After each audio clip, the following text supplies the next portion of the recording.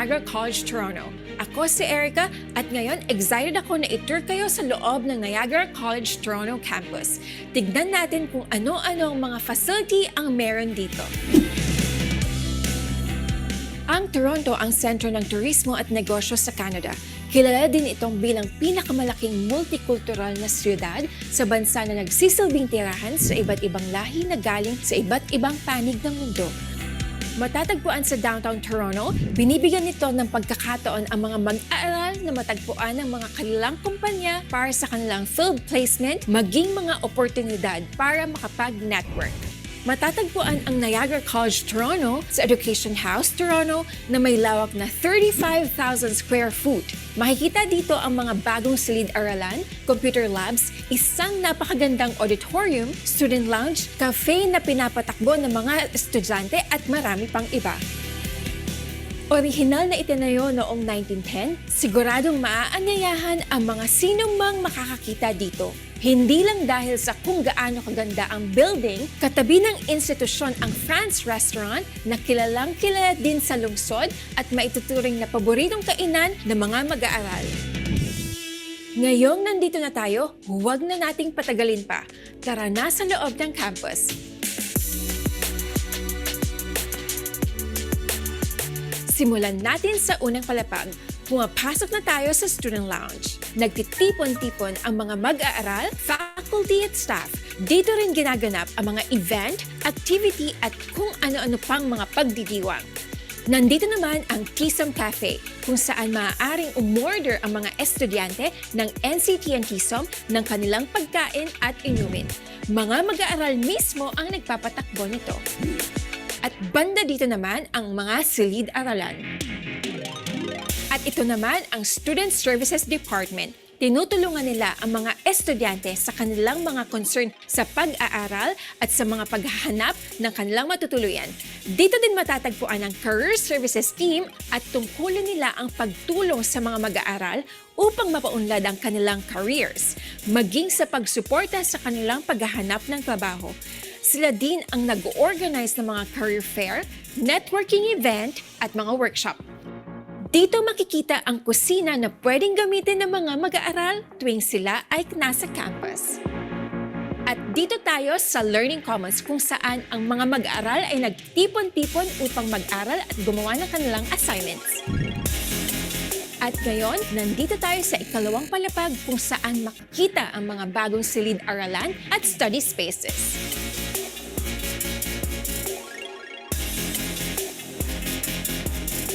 Nandito naman tayo ngayon sa ikatlong palapag. Dito naman ay ang Admissions at Academic Pathway Departments. Katabi nito ay ang Department of Academic Affairs. Sa floor na ito, marami din tayong mga silid-aralan at computer labs. At nandito na tayo ngayon sa ikaapat na palapag. Sa palapag na ito, makita nyo ang IT support. Sila ang tutulong sa inyo kapag nagkaroon kayo ng technology issues. Dito rin matatagpuan ang interfaith room na kung saan pwedeng magdasal at magmuni-muni ang mga estudyante. At ngayon, nasa ikalimang palapag na tayo. Makikita nyo dito ang student lounge kung saan maaaring makihalubilo ang mga mag-aaral sa kapwa nila pagkatapos ng klase o tuwing break time. Tara, silipan natin ang mga bagong silid-aralan.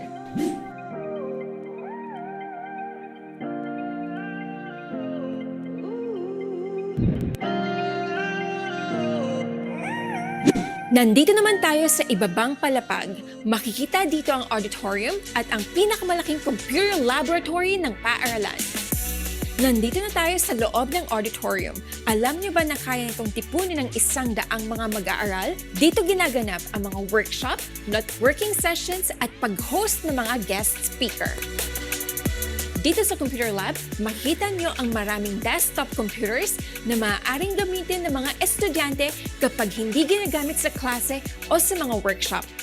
Nagkikita-kita ang mga mag-aaral dito upang gumawa ng project at assignment. Bago matapos ang ating tour, bibigyan namin kayo ng tips kung paano makarating dito sa campus. Madali lang makapunta dito gamit ang TTC subway service. Malalaman nyo na nasa College Station, subway stop dahil sa pagiging busy ng lugar. Ang Niagara College Toronto ay less than 20 steps lang mula sa subway station. Napapalibutan din ang campus ng mga naglalakihang bangko at corporate offices tulad ng BMO at TD Canada. Talaga namang ligtas ang lugar dahil malapit lang ito sa Toronto Police Headquarters. Maraming pwedeng mapuntahan at gawin na nakakaengganyo sa loob lamang ng 10-minute walk. Run or ride mula sa campus. Kung hanap mo ay makakain, pwede mong puntahan ang mga restaurant, eatery at cafe. May mga malalapit na supermarket din na malapit lamang sa campus. Pagkatapos ng klase at gusto nyo makalanghap ng sariwang hangin, makikita nyo ang Queen's Park. Malapit lang din sa campus ang Eden Shopping Center, City Hall at Nathan Phillips Square, kung saan pwedeng maglibang ang mga estudyante at kumuha ng selfies. Alam nyo ba na sa loob ng isang taon, mahigit na 1.5 million bisita ang pumupunta sa Nathan Phillips Square para sa iba't ibang events tulad ng Cavalcade of Lights, pagdiriwang sa New Year, concerts at iba pa. Tuwing winter naman ay nagiging isang malaking outdoor ice rink ito. Hindi maikakaila na ang Toronto ay isa sa pinaka-diverse na lungsod sa buong mundo. Iba't ibang pagkain mula sa iba't ibang panig ng mundo ang maaari mong matikman sa lungsod na ito. Salamat muli sa panonood ng virtual campus tour na ito. Lubos namin kayong tinatanggap sa lumalawak naming pamilya dito sa Niagara College, Toronto.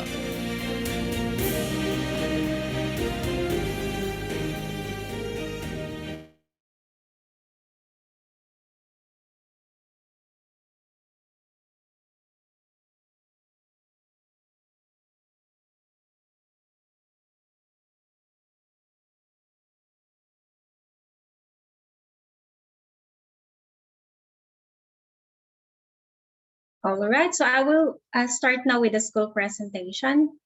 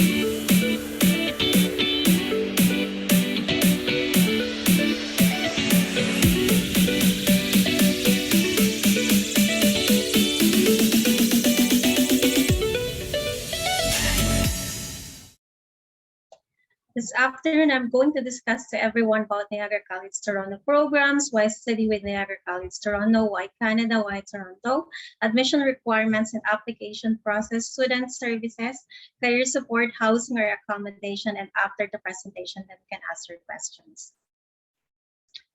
Now, probably most of you or some of you heard about Niagara College already. Of course, Niagara College is one of the most popular, most established public institution marketed to the Philippines for years already. Now, Niagara College has 3 campuses. The main campus is in Welland.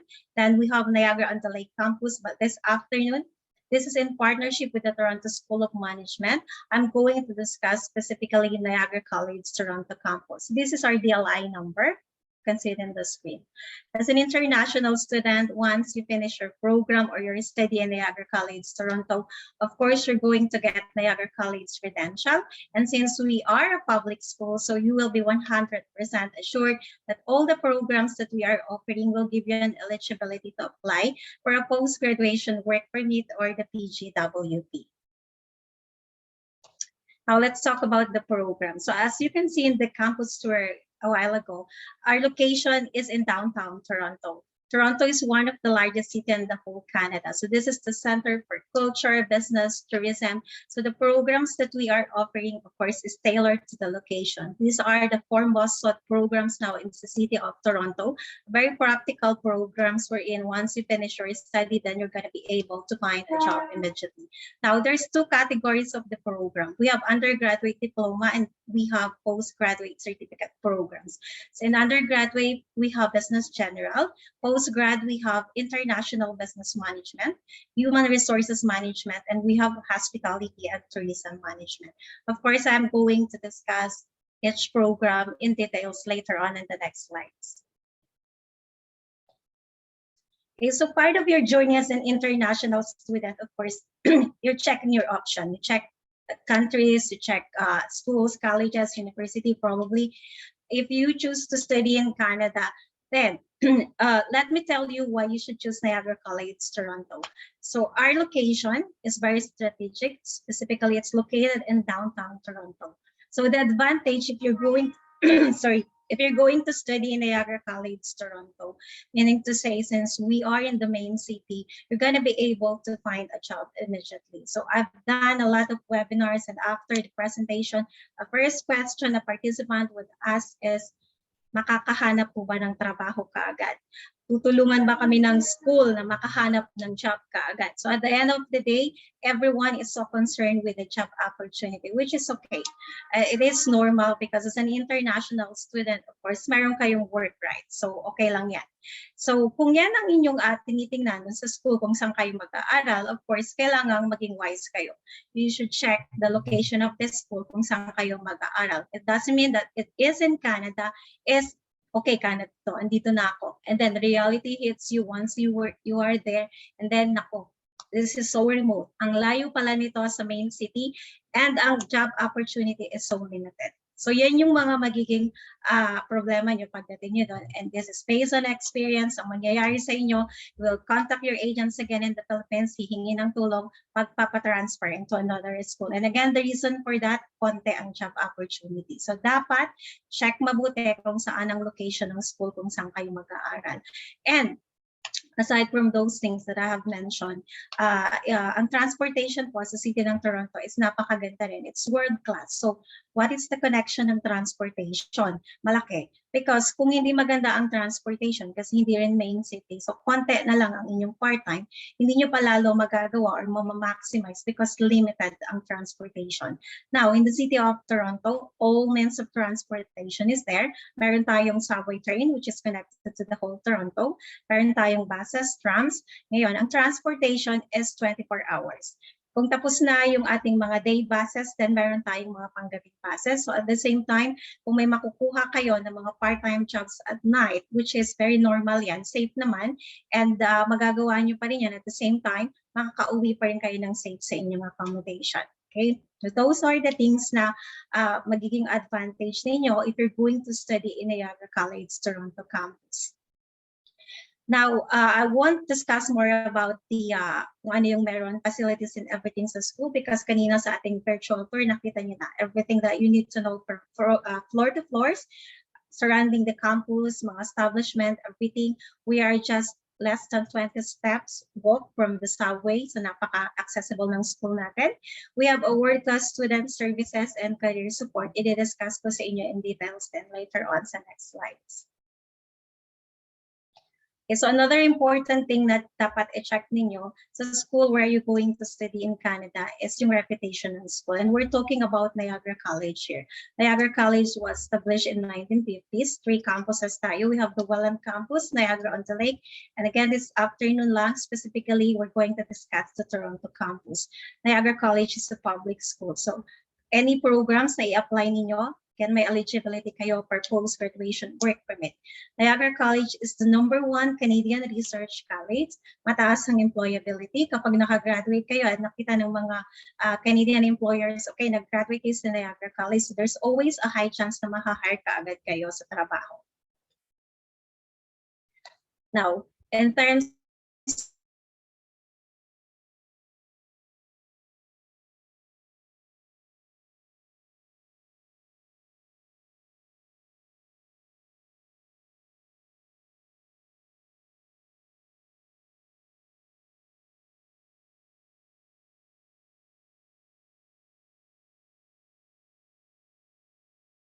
study is popular for international study. And let me tell you why Canada is the best option for you. I'm not being biased here because I'm marketing a Canadian school, but you decide for yourself. But Canada undoubtedly is consistently ranked as one of the best countries in the world and is currently the #1 best country for quality of life. So as an international student, once you get this opportunity to study, work, live in Canada, you're going to experience this kind of life, living in a first-class country like Canada. And of course, some education quality is outstanding. And once you finish your study, you're going to get an internationally recognized qualification. Whatever you decide in the future, you want to work in the USA, in London, in UK, other parts of the world, in Europe, pwede niyong magamit yung qualification na nakuha ninyo sa Canada. And it's a very safe country, which is very important. Yan yung safety natin. Napakababa po ng crime rate sa Canada. Now, you're very lucky to know this amazing opportunity to becoming an international student in Canada. Why? Because Canada is a land of possibilities. Canada is just one of the very few countries in the world na nag-offer sa mga international student ng work permit after the study, or what we call post-graduation work permit. Very direct yan, no? Hindi kagaya ng other countries, specific program pa kayo na kailangan i-apply. Then, tsaka pa lang kayo magpa-qualify to apply for a post-graduation work permit. It will take more time. You will spend more money. Now, other countries, wala at all. Okay? I've been in those countries. I live in one of those countries, and kawawa ang mga Filipino students. They just do study. Wala silang other option because walang post-graduation work permit or any other pathway after the study. Now in Canada, it's not going to happen to you. Just need to make sure that ang program na ina-apply ninyo is my eligibility sa post-graduation work permit.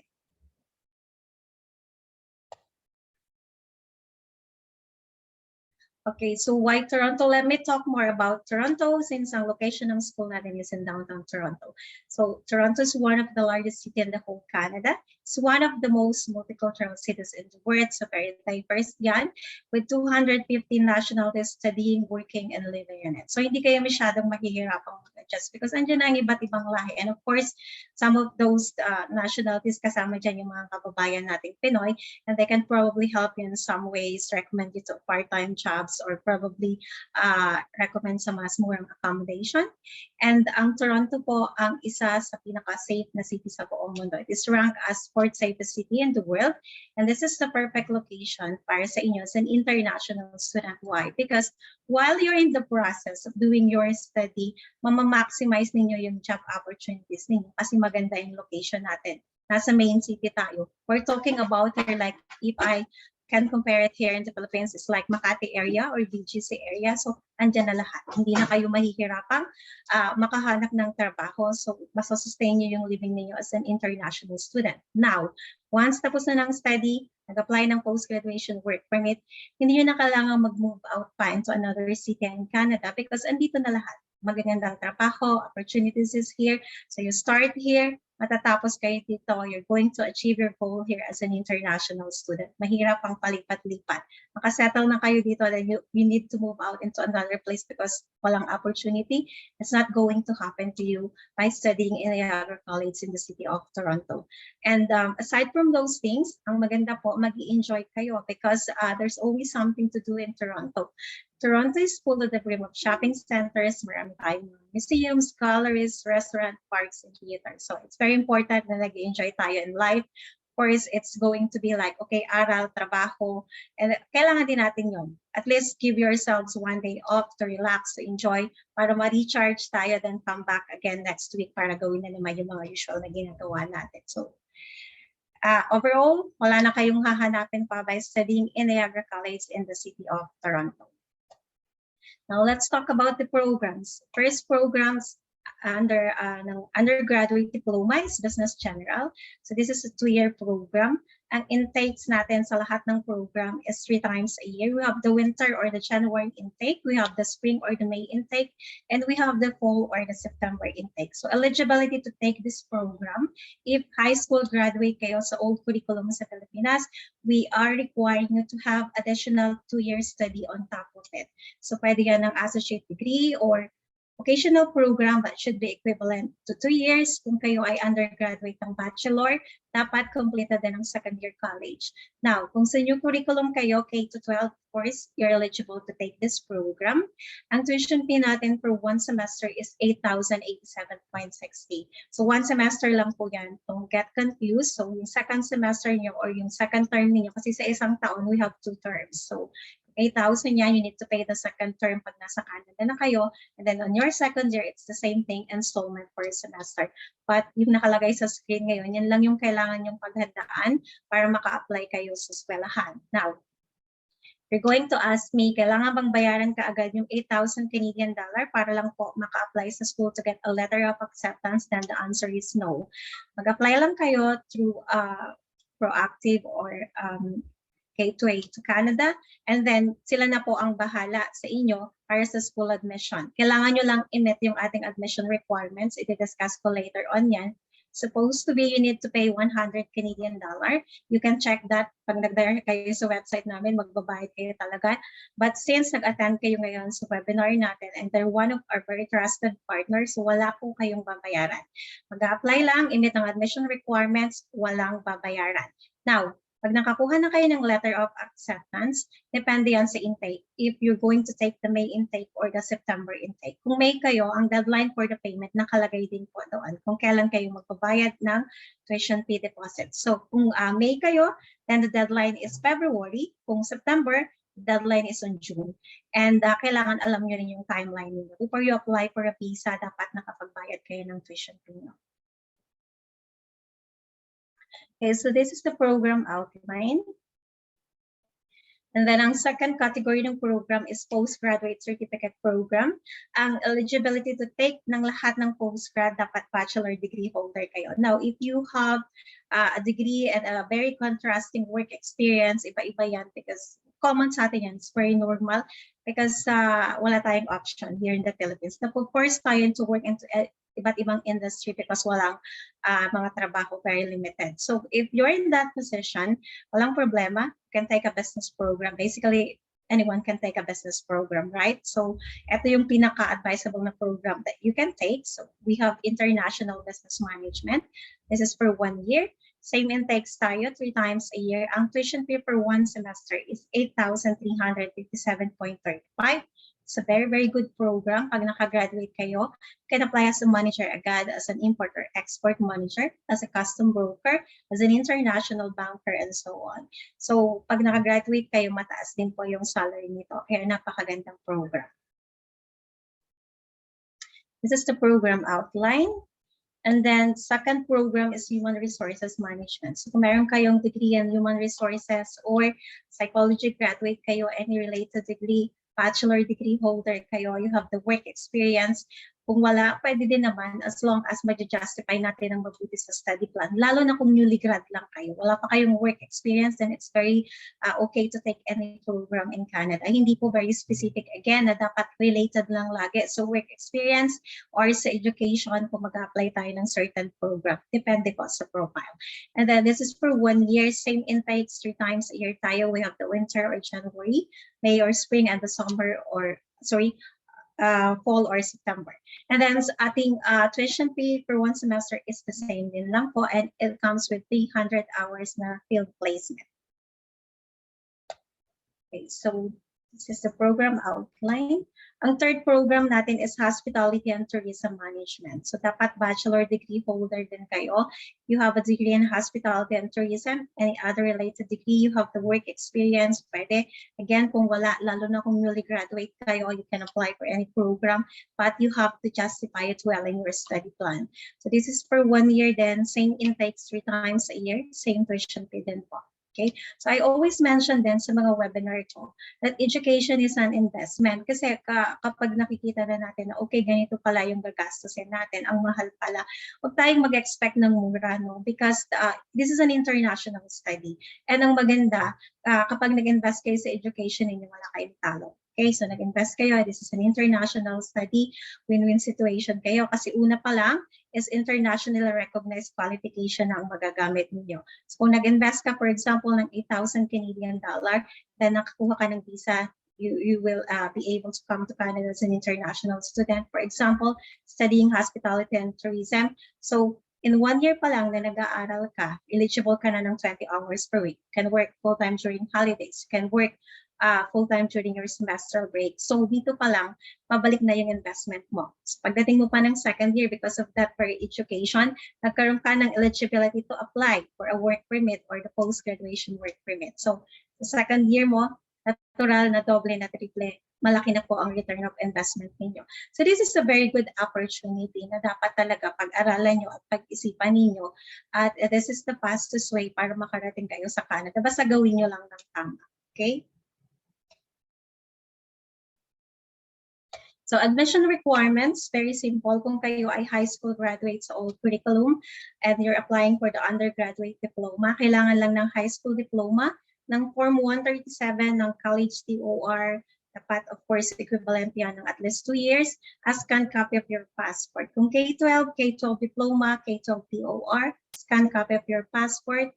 Pagdating sa ating postgrad certificate programs, bachelor degree holder, you don't need the high school credentials anymore. So you just need to submit your college TOR, college diploma, scanned copy of your passport, proof of English proficiency test, waived na. So ibig sabihin, no IELTS tayo, no PTE, no Duolingo, any other form of English proficiency test, kahit po yung English certificate, we don't need that anymore. So very basic academic documents lang. Scholarship, so good news to everyone. We're giving our student 2,000 Canadian dollars scholarship. Requirements o ano ba ang eligibility para maka-avail nito, wala. Okay? Nag-attend kayo ng webinar natin this afternoon. Wala na pong hihingin sa inyo. We will give you the 2,000 Canadian dollars scholarship. So how does it work? Kapag nagbayad kayo ng full na 1 year na tuition fee, deducted ka agad ang 2,000 plus may additional kayo na discount na 500 Canadian dollars. So it's going to be 2,500 yung matitipid. Kung ang babayaran is per semester, yes, makukuha pa rin ang scholarship, but it should be 1,000 on the first semester payment, i-deduct. Yung another 1,000 sa second semester kapag nadala kayo sa Canada, pag nagbayad kayo ng second term nyo na tuition fee. Now, palagi rin may nagtatanong walang full scholarship po. So sasagutin ko na para kung mamaya hindi na magtanong. And wala pong nag-offer ng full scholarship, usually in an international study. So kung meron tayong scholarship, at least 2,500, lalo na kung public school pa, it's a very good discount na po because other public colleges, wala po silang scholarship at all. Okay, student services, these are the student services. Ang pinakapalagi ng kailangan ng mga estudyante, yung assistance sa housing, airport pickup, we can assist you with that. So yung kaninang na-mention po yung transportation sa city ng Toronto, kung gano'ng kaganda, yung subway train natin, ito yung map. Kung makikita niyo yung my circle in red in the middle, andyan yung location ng school natin. So nasa center tayo ng Toronto. You get off the station, walking distance, less than 20 steps, nasa school na po kayo. Career services support, how does it work? The moment you start your program in Niagara College, Toronto, so we help our student kaagad in terms of preparation. So ano yun? Personal branding, career development workshop, resume writing, mock interviews. So it's a very good help kasi po practice din kayo how to answer interviews. We will support you through the job application process. We will link you to all the networking events. Lahat po ng career fair, lahat ng mga job opportunity, and this is 100% for free na service ng school. Working and earning in the city of Toronto, minimum wage, actually hindi siya updated now, it's in 15 na Canadian dollar per hour. So kung na-maximize nyo yung inyong mga job opportunities, you can potentially earn from 4,000 to 20,000 Canadian dollar per year. Another good news to everyone, since we have a partnership with the Toronto School of Management, so these are already companies now where you can apply immediately. Lahat ng nakikita nyo sa screen. So housing or accommodation, again, kung kailangan nyo ng assistance, walang problema. The moment you get your visa, pwede na po kayong magpa-assist sa school. Just go to our website and then under the housing, so housing at Niagara College Toronto.ca. It will give you two options. We have a partnership with Stay Canada and Casa Toronto, wherein pwede kayong mamili from pinakamura hanggang sa kaya ng budget ninyo. Mamili na po kayo. So ito yung estimated cost of living sa city ng Toronto. Okay, TGWP, how does it work? You apply for a one-year program, standard 1 year din ang duration ng TGWP. So yung 2 years natin na undergraduate diploma, then it will give you up to 3 years na eligibility for the work. And then kung gusto ninyo ng more time and you want to extend your study, wala pong problema. We are offering yung 1+1, but how you do it is extension yung another 1 year. So for example, nag-apply kayo ng IBM sa first year ninyo, and you want to enroll for a second program, then you want to take, for example, hospitality or human resources. Ang human resources, a very good parang katandem ng international business. So kung sa second year nag-apply kayo ng human resources, in that sense, naging 2 years na yung length ng study nyo, and it will give you up to 3 years na rin ng TGWP. So that's it. This is the end of my presentation. Thanks, Miss Mary. All right, so for those of you who have questions, again, you may simply click the Q&A button and type in your questions. We will answer those questions later. And for those of you who are watching us live on our Facebook page, you can post your questions using the comment sections. At this point, let me give the floor to Sir Alexis. Sir Alex, you ready? Hello. Wala internet ko eh. Hello, good afternoon, everyone. Thank you for attending, and Sir Apple, thank you for inviting me. So I'm Alexis Martinez of University Canada West. So I'll just also show my presentation. Pakita ko rin yung video. Share some.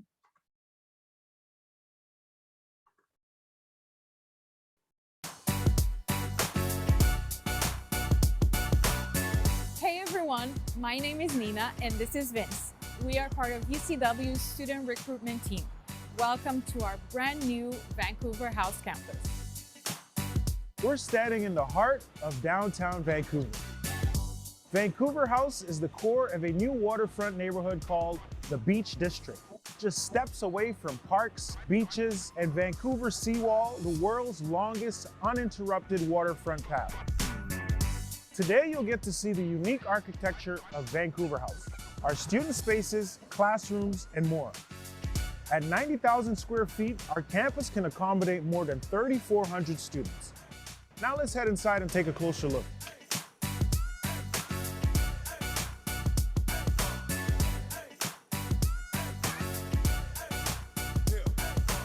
Before we go any further, let's make sure we complete our mandatory health check.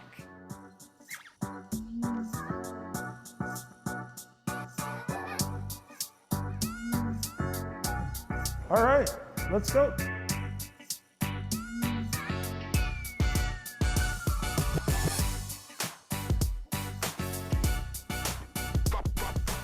We're now on the second floor. Welcome to our student hub, where our admissions team, student affairs, and finance teams will be able to answer your questions as soon as our campus reopens. All of these services are currently available online. Let's continue our tour then. Let's head to the third floor. On the third floor, you'll find many modern, bright, and spacious classrooms. All of our classrooms are currently configured to ensure physical distancing and a safe environment for our students and faculty. We're now entering one of my favorite areas in the whole campus, our student lounge. Right here, you'll find our academic advisors who can help you with any questions about your courses and your degree program. The student lounge area is the perfect space for you to have your lunch, work on your assignments, or just relax during your breaks. Speaking of relaxing, did you know that all the furniture throughout campus is manufactured in Canada? Oh, really? You bet. Check out our study pods. These pods are located throughout the campus, and you can even book them for your group projects.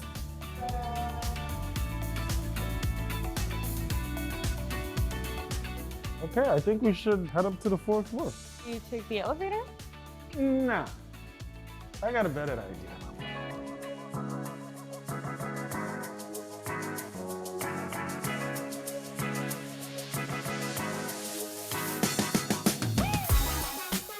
Our fourth floor features additional classrooms and 2 brand new computer labs. This is a great place to get some real work done. From here, you can access my favorite part of the campus, our Innovation Hub. Follow me.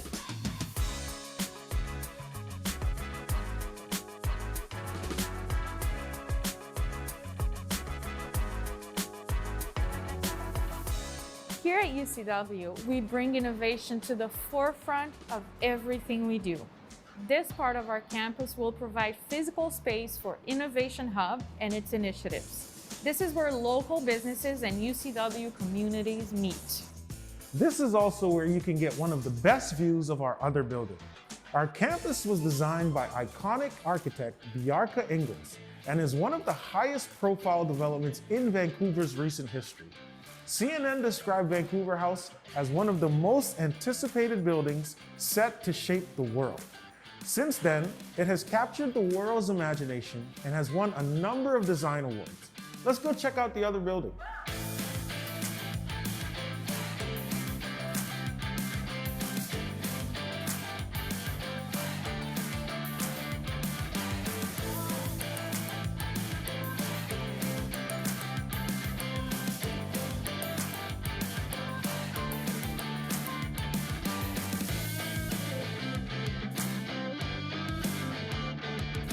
On our campus, you'll find a number of essential amenities, such as grocery stores, a bank, pharmacy, cafes, and restaurants.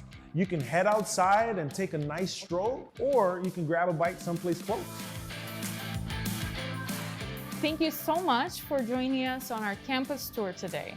We can't wait to welcome you to our wonderful UCW community and meet you all in person as soon as it's safe to do so, right here on our Vancouver House campus. Stay safe.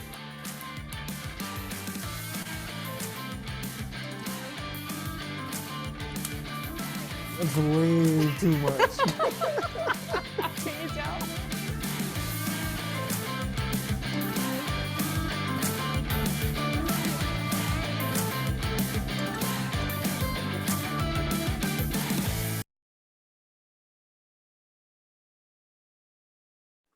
All right, so that's the video of UCW new campus, ano, pati yung ating facility. So I'll discuss about the school and of course yung ating city, Vancouver. Okay, so si Miss May kanina sa kabilang dulo sa Toronto. Ako naman dito sa western side sa Vancouver. But nevertheless, our cities are both the top cities in Canada. So throughout this presentation, I'll discuss about UCW, yung programs or yung courses natin, the student support that we give, yung career opportunities during and afterwards, ano, and then about Vancouver, yung campuses natin, some of the testimonials, and then the steps of how to apply to UCW. Okay, so about UCW, no, meron na tayong mga 4,000 plus students na nag-aaral dito, coming from 90 plus countries worldwide, and then that is located in 2 of our campuses. Ano? Yung video yung pinakita ko kanina, that is the new campus. Ano? So the old campus, nandun din naman siya sa downtown area of Vancouver. Okay, and then let's not make no mistake, ano, madami na rin na Filipino students natin dito since we aggressively promoted it since 2019. Okay, so in our demographics, 54% are women and 46% are male. The youngest student that we have is 16 years old, and the oldest student that we have is 59 years old. Isang taon na lang, senior citizen na siya, no? But coming from the Philippines, the oldest that we have is 56 years old. So that only answers questions na regarding sa ating age limit, okay? That we are all still eligible to study and to become an international student to apply here in Canada and in UCW, okay? So we got these accreditations and memberships, ano, most especially here sa Education Quality Assurance in British Columbia. So parang sinasabi na we are a legitimate school that could offer our programs to international students. Now, some of the selling points or the facts that we have here is that meron tayong 4 na intake. So that is in October, January, April, and July. So when we talk about intakes, ibig sabihin, That is yung start of classes in which you can choose when to start. Okay. Since it's already January, nagsimula na intake natin dito, you can still apply for April, July, and October intake. Now, we have proven employability sa ating mga MBA graduates at 100% have employment within 6 months of graduation. We are also have this experienced faculty who are teaching here in UCW. So yung ating mga faculty or lecturers, professors are not just pure academicians, but they have this real world experiences. They are also marketing managers, vice presidents or of certain companies and corporations or businesses there in Vancouver. And then this is also important, meron tayong PGWP eligibility that after you completed your program in UCW, you are eligible to have 2 to 3 years of post-graduation work permit. So pagkatapos mo mag-aral, pwede kang magtrabahong full-time up to 2 to 3 years. Okay? And then faster completion that you can complete your program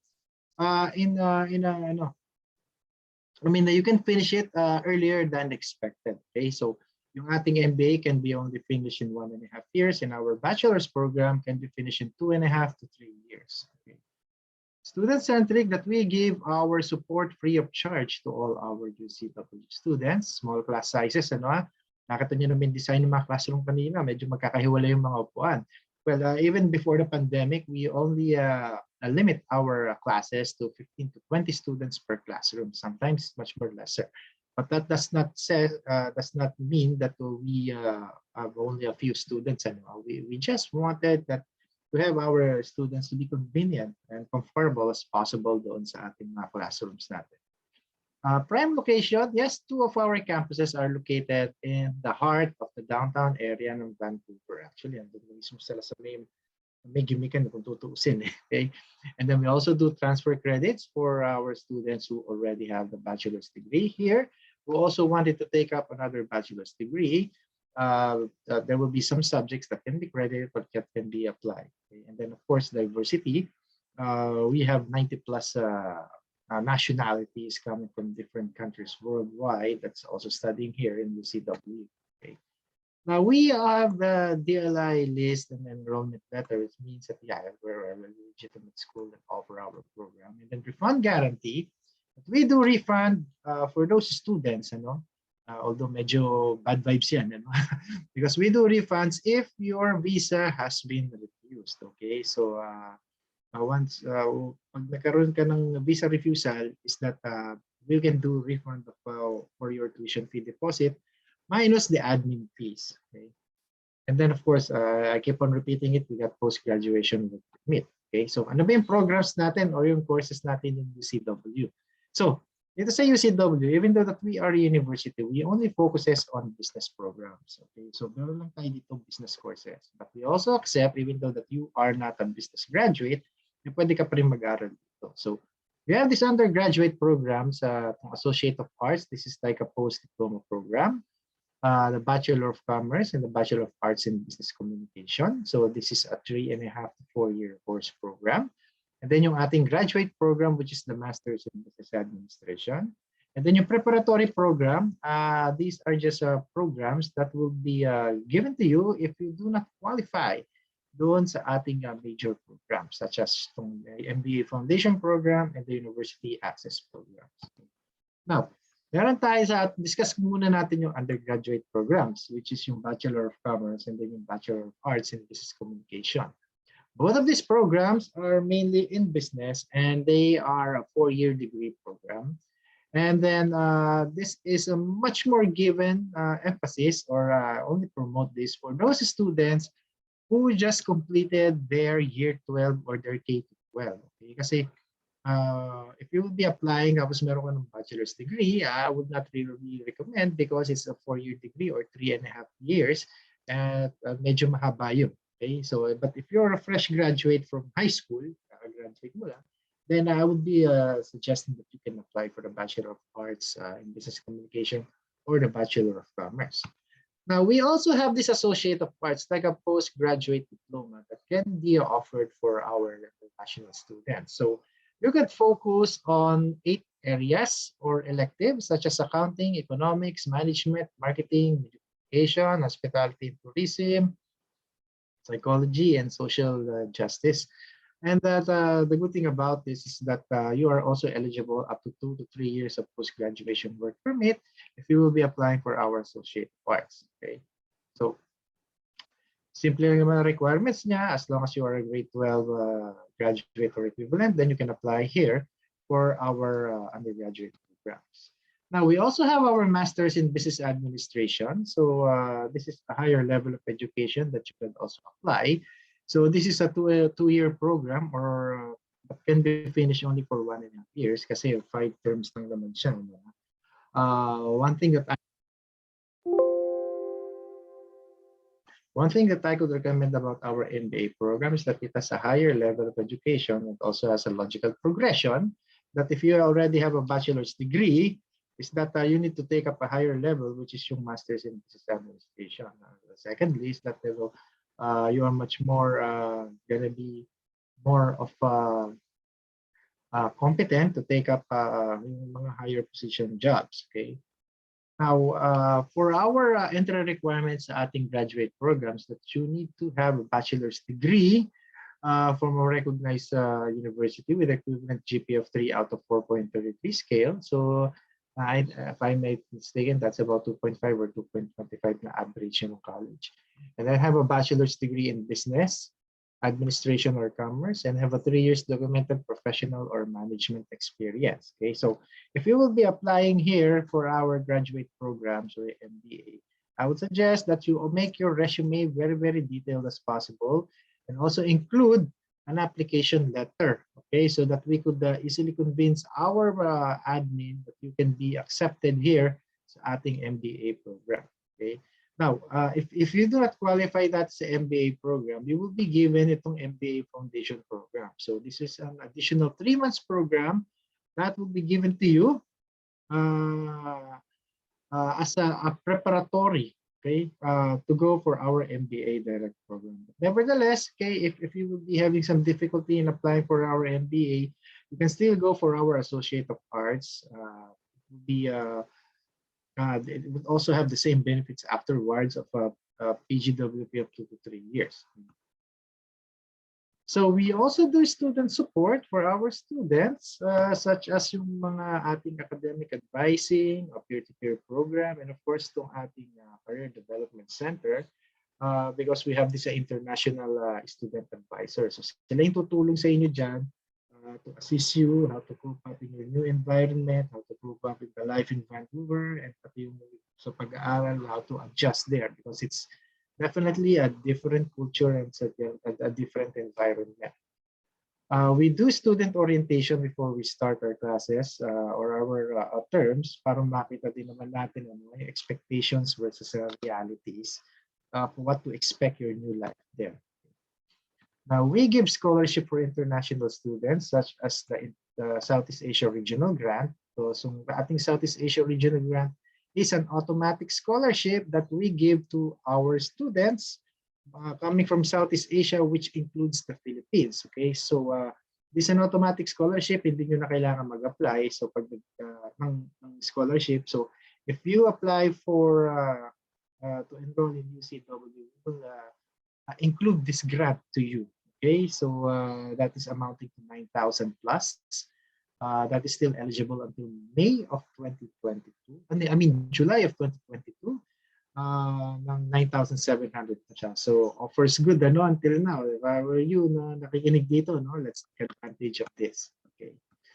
Now we have the Career Development Center that I mentioned a while ago. That we have this certain department that assists you in finding jobs, how to make resumes, how to improve your interview skills. We do some job searching techniques.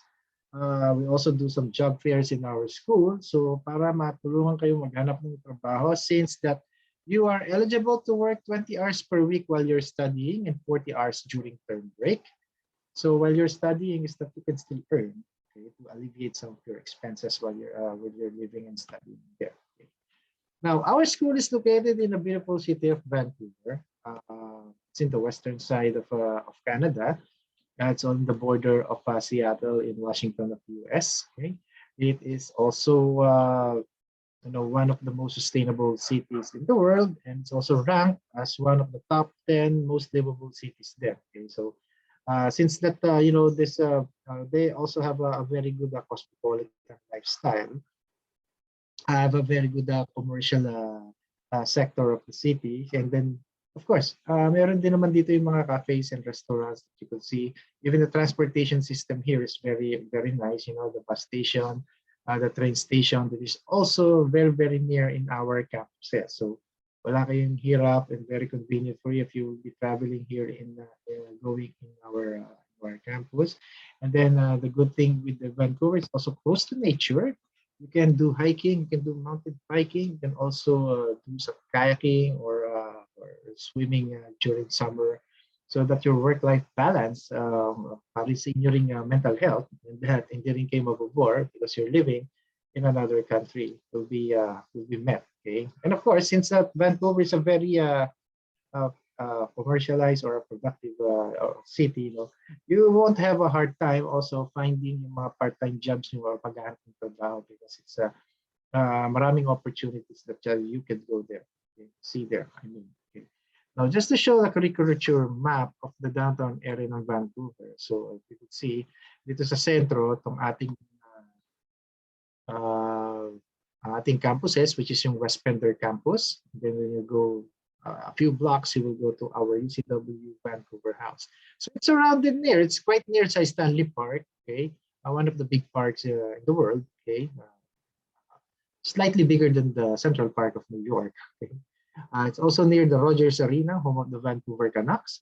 So pag nandun ka na kasi sa Canada, uso na doon is hockey. So sa atin, basketball, sa kanila hockey. So they got this professional hockey league team, which is yung Vancouver Canucks. Okay.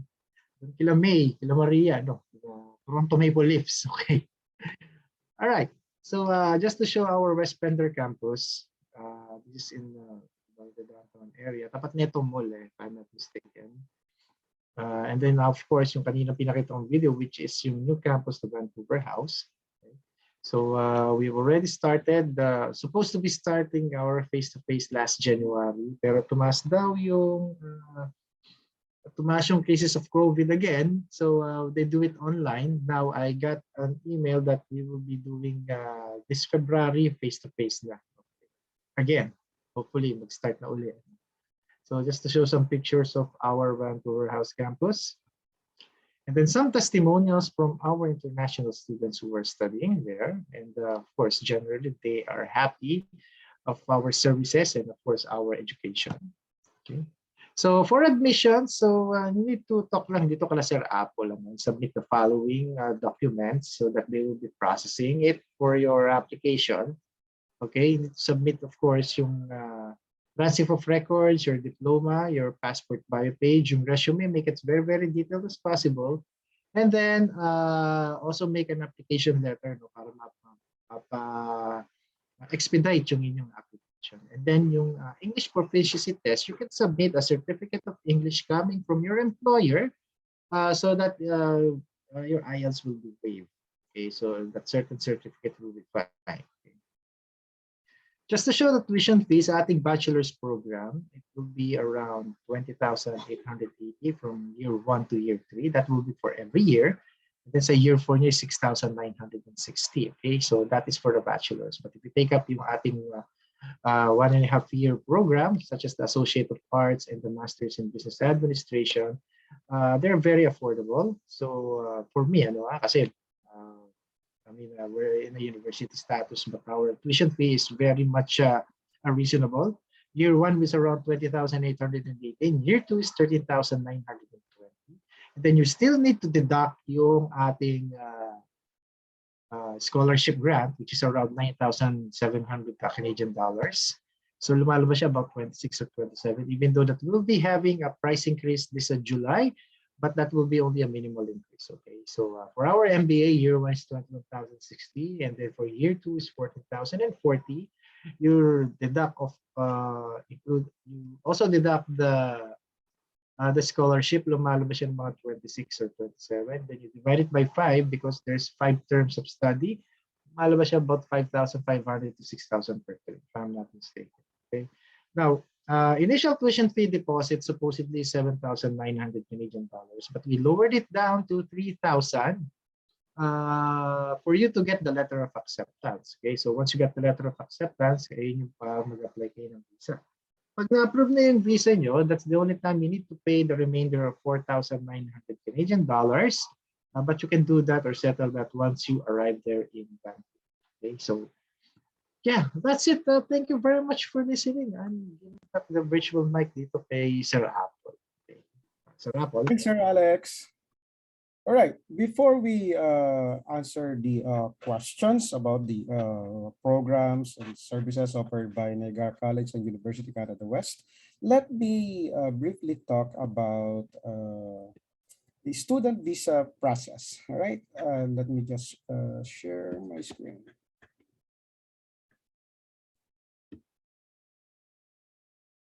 Okay. Okay, so at this point, I'm going to talk about student visa pathway to permanent residence. All right, this will be very brief, but I hope it will somehow answer your questions. All right, how to become a permanent resident sa Canada through student visa pathway? It is really a simple process if you think about it. First, ideally, you should take a 2-year program. Okay, that's the ideal length of program. You can take a 1-year program, but if your goal is to become a permanent resident in Canada without so much stress, you take a 2-year program. That is because the post-graduation work permit to be issued after you completed your program is basically equivalent to the length of your program. If you completed a 1-year program, you'll only be given a 1-year post-graduation work permit. If you completed a 2-year program, you'll be given usually up to 3 years post-graduation work permit. Why is that important? Why does that matter? It's because the key factor in order for you to become a permanent resident in Canada is for you to be able to obtain at least 1 year eligible Canadian work experience. Now, picture this. If you studied only for a 1-year program and you were given a 1-year work permit after graduation, and suppose you were able to find a job 3 months after, 3 months after your graduation. So that would mean you will only get a 9 months work experience. Generally speaking, you need a 1-year Canadian work experience to become a permanent resident. Sure, there are other immigration pathways wherein you don't need a 1-year program, pero medyo stressful po yan, no? Kasi what if nga dumating yung time na hindi ka makakuha ng trabaho kaagad, so it will be too short a period para makakuha ka ng permanent residence. Meron bang naging permanent resident with only 1-year program? For sure, there are. May mga clients kami na nakakuha ng permanent residence with 1-year program only. Meron namang mga 2-year program, hindi pa natatapos yung 2-year program, nagiging permanent resident kaagad. It really is on a case-to-case basis, but we strongly suggest that you take a 2-year program. If you studied, for example, at Niagara College, Toronto, and you take a graduate program, which is only 1 year, so before applying for post-graduation work permit, you can actually apply for another 1-year program before you apply for a post-graduation work permit. Doing that, you will have a chance to get a 3 years post-graduation work permit. All right. So after gaining the 1-year eligible work experience, you can then apply for permanent residence. But does it really work? Of course it is. No? The picture you're seeing is actually a picture of my family that actually was taken, I think, 2013. During that time, hindi pa kami permanent resident. Wala talaga kaming balak mag-migrate dati. No? It's just that meron kaming kaibigan kasi na maganda yung career, IT guy, dinideploy sa iba't ibang bansa, maganda yung trabaho, maganda yung career. Company niya is nag-offer ng redundancy program, so nag-early retirement siya, may nakuha siyang malaking cash. In less than 2 years, however, naubos yung pera niya dahil nagkaroon siya ng serious medical conditions. To the point na pumupunta siya sa mga kaibigan niya, nanghihingi ng financial help, nabibigyan namin pa konti-konti. No? One time, I was driving, ihatid ko yung wife ko sa trabaho. My wife used to work with Accenture. Last post niya doon is an associate manager na yung position. Pag-usapan namin, what if isa sa amin ang nagkaroon din ng ganong medical condition? And what if kung mangyari yun, kung kailang retired na kami, wherein wala na kaming coverage, mga insurances and all that, baka maging burden lang kami sa aming anak. No? So medyo natakot kami doon sa ganong scenario. So at that time, 42 years old na yung wife ko, hindi na kami eligible sa direct immigration.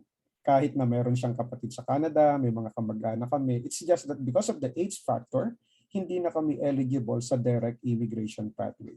So the only way para maging permanent resident kami, which we found as a solution dun sa problem na nakiisip namin, is by immigrating to Canada. So we decided na mag-resign yung wife ko at mag-aral siya sa Canada. And nag-start siya ng schooling in 2019. Before the end of 2021, we already get our permanent resident status. So it works, no? Madali ba? I mean, I have to be honest, hindi madali. It's not a walk in the park yung pagiging international student. But if you know why you are doing this, hindi issue yung sacrifices na kakaharapin nyo while studying. You're saying that you want to immigrate to Canada because you want to give your family a quality life. What's stopping you, right? So as long as it is clear sa inyo, hindi siya dapat maging problem. So right now, the design of Canada's immigration program is basically they prioritize those who are already in Canada, those with Canadian education credentials, meaning Canadian international student graduate, and those with Canadian work experience or those with job offer. So you will have all those kung dadaan ka through the student visa program. All right. Now, I need to emphasize, however, that studying in Canada is not a guarantee that you will become a permanent resident. It's not automatic. It's not guaranteed. So your choice of school, of the city that you will go to, meron siyang direct and indirect effect towards your immigration goals. Kung ang kailangan para maging permanent resident ka ay trabaho, bakit ka pupunta doon sa mga cities na kukunti ang trabaho? Right? It would only make sense na i-prioritize mo yung meron kang maraming job opportunities. Again, this is student visa pathway is the easiest and fastest way para maging permanent resident ka sa Canada, pero hindi siya guaranteed na magiging permanent resident ka. It is not required to hire the services of an immigration consulting firm like us or an immigration lawyer. If you think you can do this on your own, by all means do that. You simply visit the official government website of Canada, which is www.canada.ca. All the information is there actually. But if you think you need assistance, then you can bank on our experience. We've been doing this since 1989. We've been sending Filipinos to Canada since 1989. We've been doing this for over 3 decades already. We cannot guarantee approval of your application, but definitely we can help you increase your chances through proper documentation. What's the advantage of if you hire us? Simple lang. If you will do this on your own, let's say DIY, you are more susceptible to commit mistakes. Kasi nga, first time mo itong gagawin. The advantage we have is that we've been doing this for over 3 decades already. Yung mga common mistakes na pwede mong pagdaanan, pinagdaanan na namin. While we cannot guarantee approval, we definitely can help you increase your chances through proper documentation. Right? It's an option. It's not required to hire us, but if you feel you need assistance, then you may want to consider hiring a gateway to Canada. Right? Are you eligible? Walang masyadong komplikadong requirement pagdating sa student visa. One, walang age limit because education is supposedly a continuous process. Meron kaming 51-year-old, nag-aral sa Canada, permanent resident na rin. Okay? Kung 45 years old and up na yung edad, pwede ka pa rin pumasok as international student, pwede ka pa rin maging permanent resident. Kaya lang, limited na yung pathways na magiging available sa'yo. Meron pa rin, for sure. Kasi meron kaming 51-year-old naging permanent resident. It's just that we want you to have an informed decision. It's not going to be easy, pero doable pa rin siya. Alright? May mga immigration programs kasi na merong age limit. Pero there are more than 60 pathways para maging permanent resident ka. So this is doable, no? Kahit more than 45 years old ka na. Processing time is around 2 to 3 months lang, no? Yung visa processing.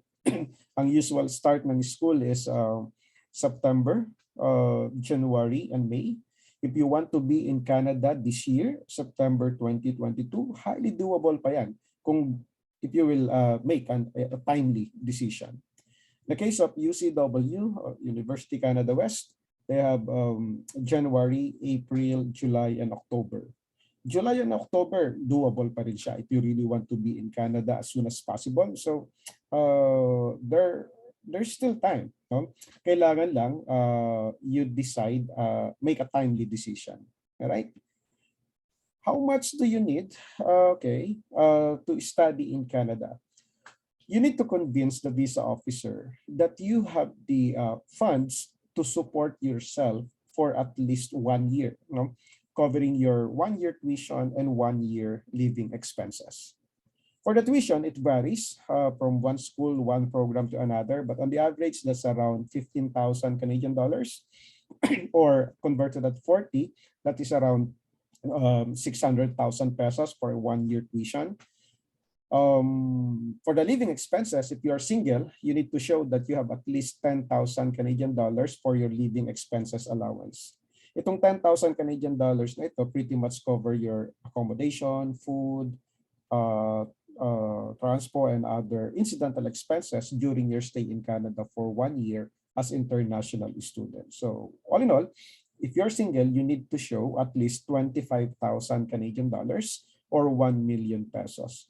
Regardless whether your program is 1 year, 2 years, or 4 years, the requirement is at least you must present proof that you have the capacity, you have the funds readily available for at least 1 year expenses.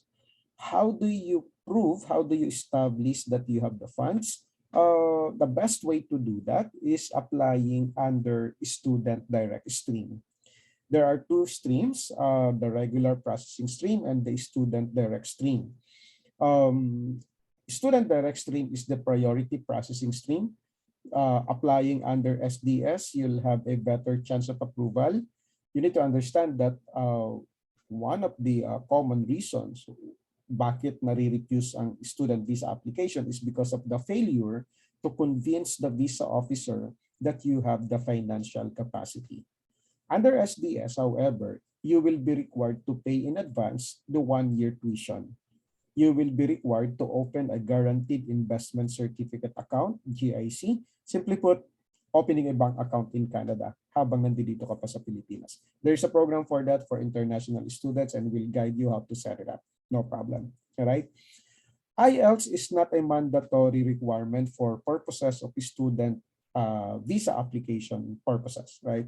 However, if you are applying under student direct stream, you need to take the IELTS, whether general training or academic module, both will be accepted. Dapat walang mababang score lower than 6. 6 is the lowest. All right? Again, IELTS is not mandatory. If you want to apply through regular stream, then you don't need to take the IELTS because both University Canada West and Niagara College Toronto do not require IELTS. Okay, but if you want to be processed under SDS, which we highly suggest, you pay in advance the 1-year tuition, take the IELTS, and open a GIC account. Now, if you're married with 2 kids, magkano yung kailangan mong allowance for the living expenses? That would be 10,000 for the student, 4,000 for the spouse, and 6,000 total for the 2 kids. So that would be 20,000 Canadian dollars plus 15,000 at tuition, assuming 15,000 is the total 1-year tuition. All right? So that is the major investment. Okay? You may think at this point na medyo mahal pala yung investment. Actually, it is. No? Medyo malaki talaga yung kailangan. No? However, considering that you and your spouse may actually work while you are studying, you can work part-time, 20 hours per week. Your spouse may work full-time. And then during scheduled school breaks, you can also work full-time. And that your kids, your school-age kids, pwede silang sumama. They can study for free until from kinder until grade 12, right? And after 18 months that your kids stay in Canada, they will be entitled through the to the child tax benefit. Simply put, it's a monthly allowance for your kids until they reach 18 years old. Okay, so those are the perks of being international student. So kayang-kaya niyong mabawi sa mabilis na panahon yung investment niyo doon sa pag-aaral as international student. It definitely works now. We've been doing this for over 30 years already. We've sent thousands of clients na sa Canada. And I'm telling you, simula nung 2015, pinakamabilis talagang paraan para maging permanent resident ka is through the student visa.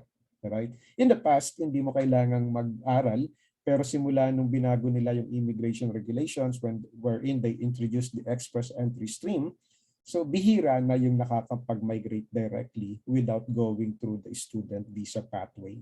Right? So, nasa last part na ako ng slide, I just want to show you one of our clients. They are now permanent residents. No?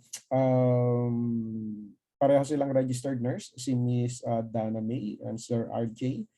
Si Miss Dana ang nag-aral as international student, and si Sir RJ naman may open work permit, naging permanent resident sila through the work experience ni Sir RJ. So it's really doable. No? Now, if you have questions about the fees and all that, all you need to do really is to sign up. We can assist you with the admission application. Even if you do not hire us, you want to do it by yourself, we can assist you with the admission application. In fact, we can waive through partnership with UCW and Niagara College. We can waive the admission application fee. All you need to do is process the admission through us, through that link. And if you are interested in hiring our services, we can also talk about that.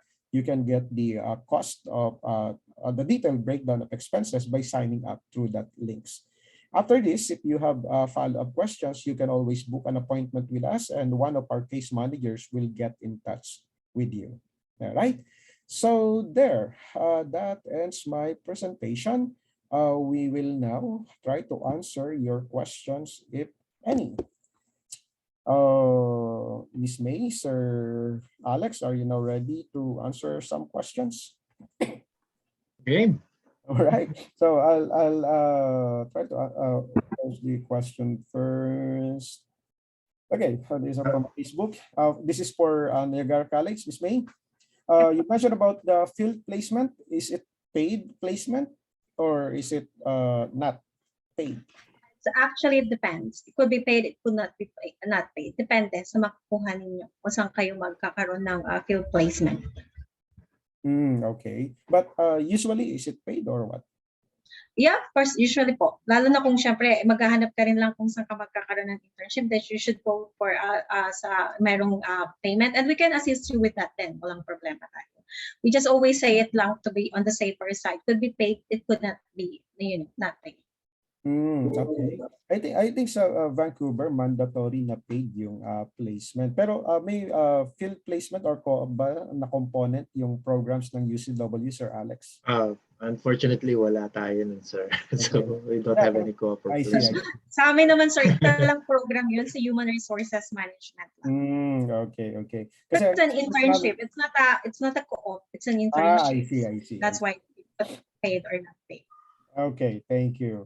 Here's another question for paborito ka, Niagara College. Grade 10 graduate, nakatapos ng grade 10, nagtrabaho ka agad, tapos gustong mag-aral sa Canada, hindi siya nag-grade 12, hindi nag-college. Are there programs available sa Niagara College? Wala actually. Kasi dapat at least graduate ka ng K-12. No? Kasi pag inassess yan ng admission namin, is lalo na, for example lang, yung ating high school old curriculum, di ba? ang equivalent niya, lumalabas siya ng undergraduate ng high school, which is second year high school lang. That's why hindi kami nag-accept ng high school graduate sa old curriculum. Dapat meron kayong on top of that na 2 years at least na study. Now, kung K-12, walang problema. So kung yan is grade 10, then it's the same thing. Hindi siya pwede. Dapat at least K-12 graduate kayo. I see. That also applies sa diploma in business. Sa business general, yes. Yeah. Yan talaga, K-12 dapat. Okay, thank you, Ms. May. Okay, another question from Facebook. May I ask lang po if kasama na namin yung 2 kids during the study visa, entitled po ba sila sa child support program kahit hindi PR? This is a very good question, Mark. Actually, this is, I think I've mentioned this. This is called child tax benefits. Kahit hindi pa kayo permanent resident, pag ang bata ay nagstay sa Canada for 18 months, anywhere in Canada, entitled na sila sa child tax benefits. Alright? After 18 months, 1.5 years. It's not automatic. You need to file, apply for it, and then you will sure receive the monthly allowance for your kids. Depende sa income ninyong mag-asawa, depende sa edad ng mga anak po ninyo, pwedeng as much as 500 Canadian dollars average, no? Meron akong client na umabot ng almost 900 yung isang bata. No? So this is something, kung dito kailangan tayo mga magulang, kailangan nating mag-allocate ng budget para sa gatas, vitamins, diaper, and other basic needs sa pagpapalaki ng bata. Sa Canada, may provision doon ng Canadian government. Alright? Okay. All curriculum, grade 10, undergrad po ng college, may program po na available. Pwede sa akin, Associate of Ilang Arts. years ka kaya sa college, Chrislyn? Usually, kapag naka 72 units ka or 2 years sa college, supposedly equivalent yun sa grade 12. Is that something that can be accepted by Niagara College or UCW? Yes, correct, sir. Sa amin, yes, it is correct. Pwede po. How about Pwede sa akin, oo. Okay. Pwede.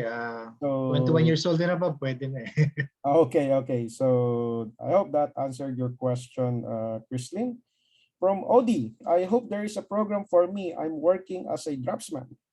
Okay, so maraming programs sa'yo, whether UCW or NCT. Walang rule na ang kukunin mong program ay dapat ganito lang kapag ganito yung natapos mo. So walang ganung rule. Case in point, meron akong client, medical technologist, registered. Ang work experiences niya is sa laboratory, of course, no? Ang kinuha niyang program sa Canada is tourism and hospitality management. Medyo malayo, di po ba? Pero paano na-justify? So we are guiding our clients. So sabi namin doon sa personal study plan niya or yung statement of purpose, sabi namin is that in the first place, hindi ko naman talaga gustong maging medtech. Pinagbigyan ko lang ang parents ko who are both physicians. Pinakita namin yung proof. But what I really wanted to do is to manage our business. Meron silang resort. Pasok. Alright? So, nabigyan siya ng visa. No? So, in your case, so draftsman ka, gusto mong halimbawa magtayo ng business, gusto mong mag-handle ng supervisory role, managerial position, you can take a diploma in business. Right? Kung may bachelor degree ka, you can take MBA program. Right? So, walang limit actually as to, walang restrictions as to which program you want to take, as long as mamimit mo yung mga requirements ng each program. Alright? Okay, so, mukhang ubos na yun sa Facebook. Dito tayo sa Q&A. Niagara College, I heard you'll be offering IT programs. Is it true? Do you have the latest on that? Would you like to answer? Mabilis ang balita. Mukhang very advanced. Actually, we are going to launch new programs, but as of IT, I cannot really say anything yet. But you have to wait for the launching. It's going to be on the 25th of January. Next week na po yan, on Tuesday. So it is going to be live naman. You have to wait, but let's see. Baka may IT. All right, sige. Thanks, May. Okay, lahat ba ng program ng UCW and Niagara College are PGWP eligible? Would you like to answer that? On my Yes, for me. side, yes, yes, of course, lahat tayo ng program natin is eligible for PHW. All right, thank you. Another question here. What are the programs available in your school po for education graduate? Gustong mag-aral sa Canada, Miss May? Yeah, kagaya ng sinabi ni Sir Apple kanina, it depends. Ano ba ang gusto ninyong, wala kasi tayong limitation when it comes to applying for a certain program in Canada. So kung kayo is bachelor degree holder ng education, lahat ng ating postgrad can apply for international business, can apply for human resources if you want, or hospitality, as long as ma-justify lang natin yan ng maayos sa study plan namin. But if yung talagang gusto nyo pa rin i-continue yung something na related, we cannot do anything about that. But meron tayong alternative na option para sa inyo. Can submit your CV to Sir Apple, probably kung gusto niyo ng early childhood education, then we have that in the Niagara College main campus. All right. How about you, Sir Alex? Well, even though that you are not a business graduate, or any other course, you can still take up our programs. As a matter of fact, sa example kanina, background para education. So I have some experiences or approved students that they graduated, former professor ng English, mayroon pa historian, but now they are taking up masters in business administration in our school. So you can still be accepted. Yep, thank you. All right, another question. For Vancouver, is there a flight attendant program? How much tuition? How long the program? Okay. Would you like to answer that, Sir Alex? Well, we don't have specifically for flight attendant. Ewan ko baka ibang eskwelahan. But you can take up our business courses. Yeah. Unfortunately, UCW does not offer a flight attendant program, but we can maybe help you find a specific program for you. But if you want to take an MBA program, UCW can certainly be one of the best choice for you. All right. Probably, sir, flight attendant na yan or whatever. So if you're in that kind of qualification, pwede kayong mag-apply actually ng hospitality and tourism management. Okay? So kanina yung sa video ko si Erita, she's one of our student ambassador, flight attendant yon. Ang kanyang natapos, nursing graduate siya. Nagkaroon siya ng experience as a flight attendant. So ang in-apply niya sa hospitality and tourism management. So pwede kayong mag-apply ng program na yun. That makes a lot of sense. Thank you, Ms. May. All right. Columbia College, Vancouver, pwede po kayo. Okay, sorry. All right. We have over 300 partner schools in Canada, pero Columbia College usually offers associate programs for grade 12 students. But UCW also offers associate program ideal for grade 12 students as well. But to answer your question, yes, we do. But our guest for this afternoon is UCW, and they also offer programs being offered by Columbia College, except of course senior high school programs, which UCW does not offer. But if you're thinking about taking a 2-year associate course or a 4-year bachelor degree program in business, UCW is a perfect fit for you. All right. Okay, so do we have more questions? Let me check. UCW, how to apply scholarship? I think I po kanina, pero would you like to elaborate on that, Sir Automatic Alex? Automatic yung scholarship natin. So, kung nag-apply kayo sa amin, inibigay na namin basta Pilipino. All right. So, how about Miss May? Would you like to answer that as well? Yeah, the same thing po. No, we called it Southeast Asian Scholarship then. They can apply it immediately kapag nag-apply na sa school, applicable na po kaagad yun. We don't require anything po para lang maka-avail ng scholarship. All right, thanks, Miss May. Okay, let me check for more questions. I think we've answered most of the questions already. Yes, Jesmond, hello, hi. If you have questions, simply type in your questions and we'll be happy to answer your questions. All right. Okay. Is there an advantage if I take IELTS? Do I get some sort of a scholarship from the school because I have IELTS? Would you With, like to without answer that? IELTS, with or without IELTS, we will give it the scholarship. All right. Okay. Even Siyempre with us, actually, we don't require IELTS anymore. No? Hindi natin kailangan ang IELTS na because ang mga Filipino students, mataas ang ating proficiency test sa English. That's why naka-waive yan. Now, yes, hindi siya part of the requirements para lang maka-avail ng scholarship. I see. Thanks, Ms. May. Will there be a recorded version of this very good discussion available to be accessed? Thanks, Jasmine. Yes, this will be uploaded on our YouTube channel, Gateway to Canada. Please subscribe to our YouTube channel. Our recorded webinar will be uploaded in our channel. All right. You're welcome, Jasmine. All right. More questions. Let me check. Housing. Okay. Do you provide assistance in looking for a apartment or room and not simply show us the links to the website? Would you like to answer both of it? Miss Sir Alex muna? Okay, Sir Alex. Go. Well, we don't have any housing in our campus, but like I said, there we could also provide you links, or we could connect it to our student services to assist you in finding your accommodation. Okay. Thanks, Miss May.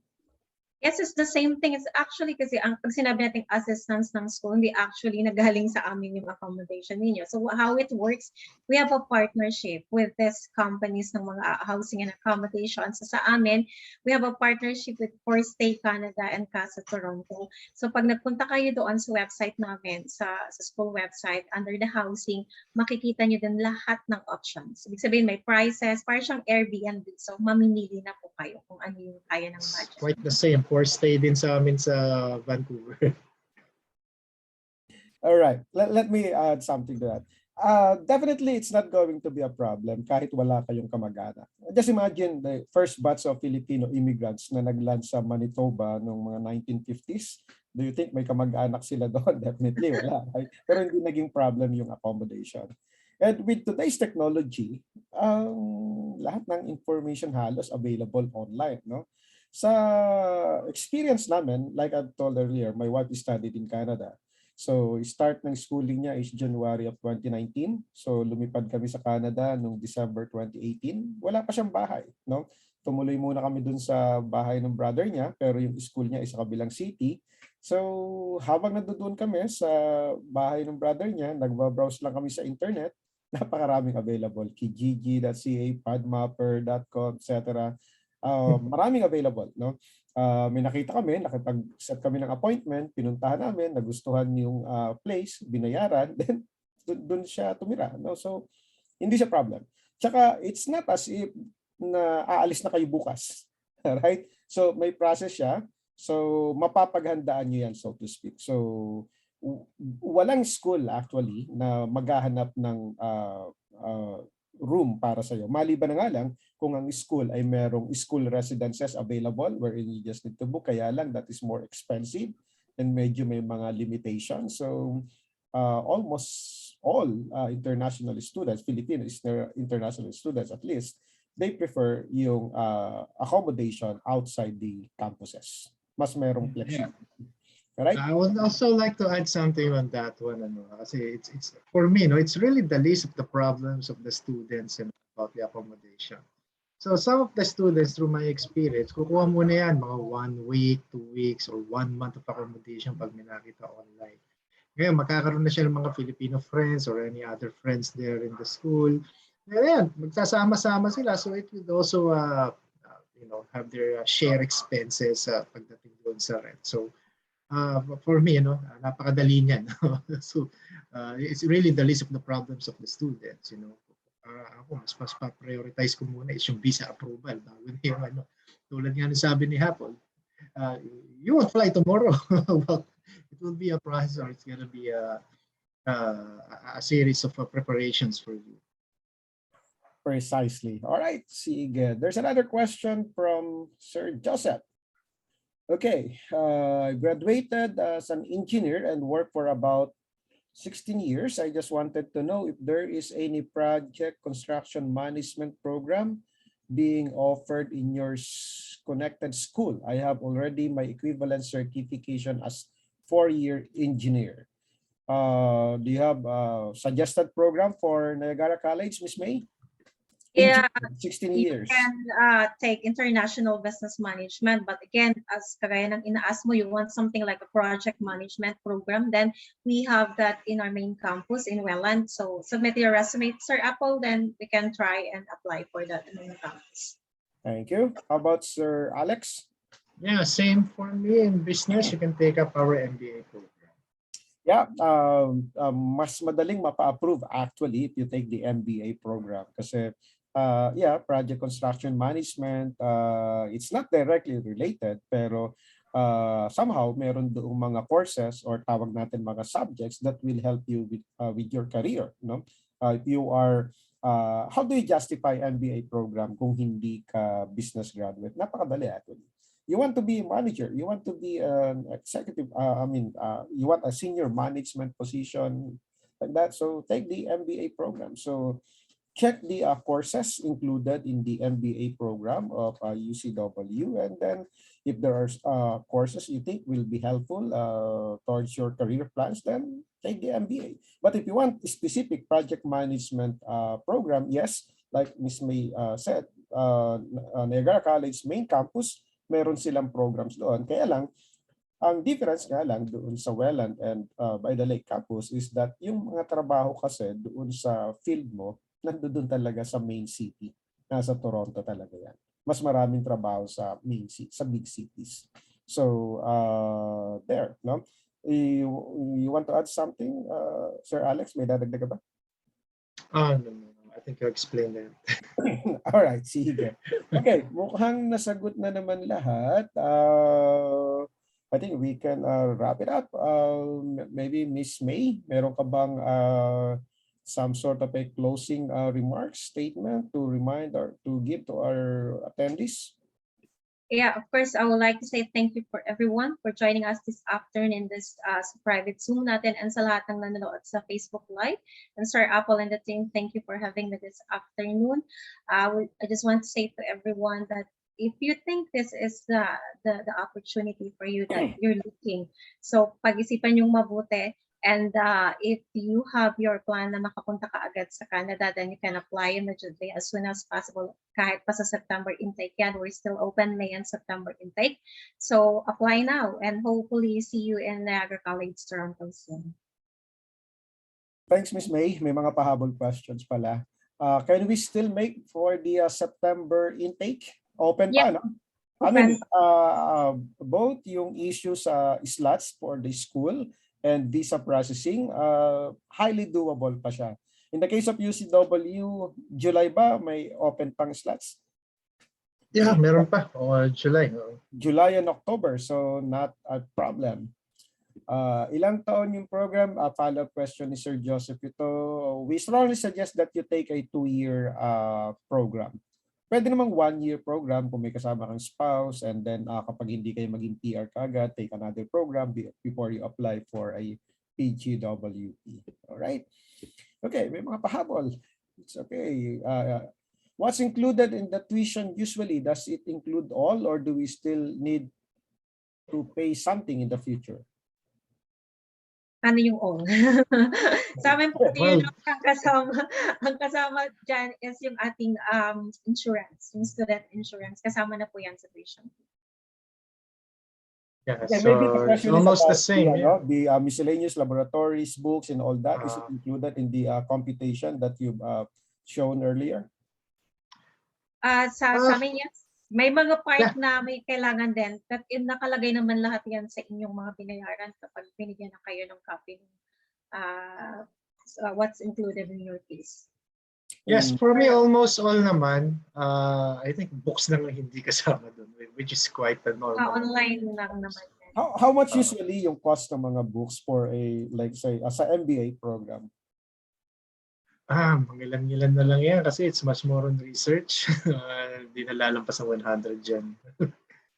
Ayun, 100 or 200, mga ganun. But it's not really that big anymore. Yeah, for MBA. How about Miss May? Sa case natin. It's kind of the same. So, anong ginagawa ng ibang mga estudyante ko? So, di ba sometimes nakakilala na kayo ng mga student doon. So, they just ask yung mga old students na nandun na, they can probably like buy it in a cheaper price or borrow it from them. Madali na lang yan pag nandun na kayo. Thank you. All right, Sir Alex, your closing statement. Yeah, thank you very much, first of all, for inviting me, and then, of course, for our listeners that attended. And yeah, it's really inspiring yung kwento kanina ni Sir Apple. I hope everyone would be following that kind of thought of applying using the study permit pathway first before going for permanent residency. And I hope some of the attendees here will be applying soon. Okay, so let's take advantage of the scholarship. Let's take advantage of the visa process. Medyo maraming approvals ngayon. And of course, Sir Apple will be helping you and assisting you on that one. All right.